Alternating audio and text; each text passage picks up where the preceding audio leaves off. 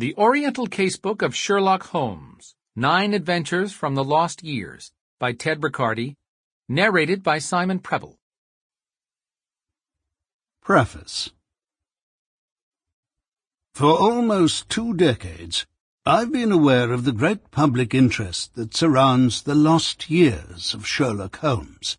Indeed, those Wanderjahre between his disappearance at the Reichenbach Falls and his return in the case of Ronald Adair have occasioned much speculation in the press as well as in literary circles.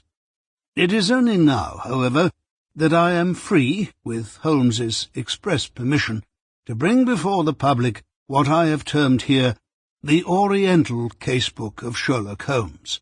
His adventures in Italy and the rest of Europe still await his final approval, and will be published separately.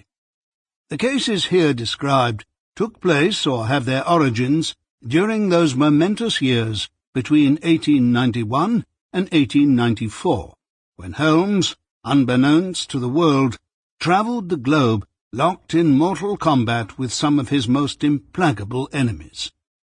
He began recounting these events to me shortly after his reappearance in London in 1894.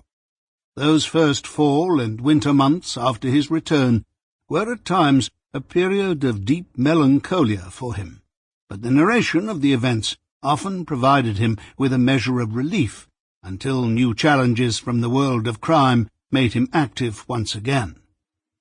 Many of the readers of the following tales will be already familiar with the dramatic circumstances of Holmes's disappearance in Switzerland and his return to London 3 years later. They were accurately, if not fully, reported in the press in Europe as well as in England. The reader unfamiliar with these events may wish to consult my more complete accounts in what I have entitled The Final Problem and The Empty House.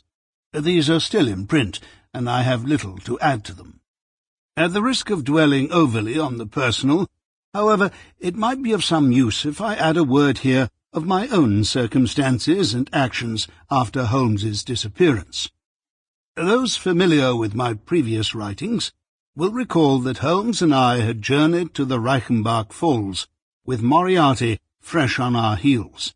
Even now, as I write, after several decades, the memory of those last few hours still haunts me.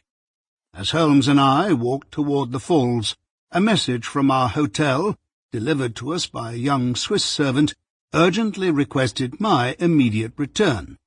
An Englishwoman in the last stages of consumption. Sample complete. Ready to continue?